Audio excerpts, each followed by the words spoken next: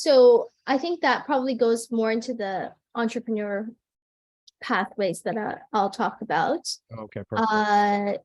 Is there other questions? Will you be going over ICT visas? So I will be talking about some of the work permits, I think. Yes, I'll be talking about work permits afterwards.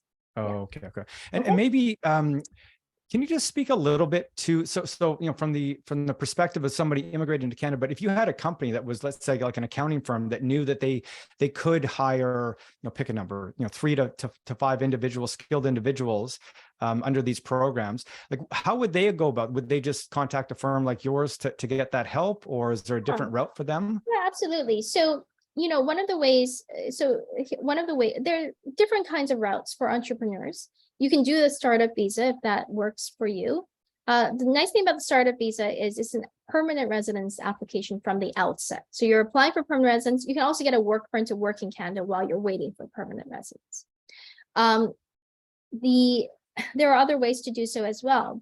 So one of the things that we can do is, for example, have someone transfer themselves to Canada. If you have a company in the States and that company is going to continue to run, and you want to open up a related company. Let's say you want to open up a subsidiary in Canada.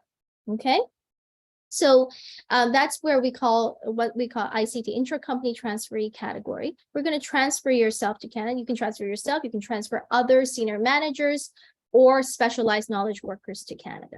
Okay. In these kind of cases, we want to have a very robust business plan to say what you're going to be doing in Canada, what the business is going to be doing in Canada. Oftentimes, the first work permit may only be for 1 year, even though you can technically get a 3-year work permit, because the officer may want to see, are you actually going to be running the business in Canada? Okay. But this is not something that is passive. So if you're going to be doing this, there's nothing where, oh, I'm going to, buy it for, however amount of money. I'm just going to pay money and that's it. And I buy my permanent residence.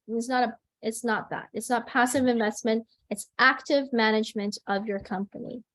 And we'll talk a little bit about that in terms of permanent residence for entrepreneurs, because if you were able to show that you are a senior manager of the company in Canada and you are working in Canada for at least 1 year, you will get arranged employment points, 200 points for express entry as well. So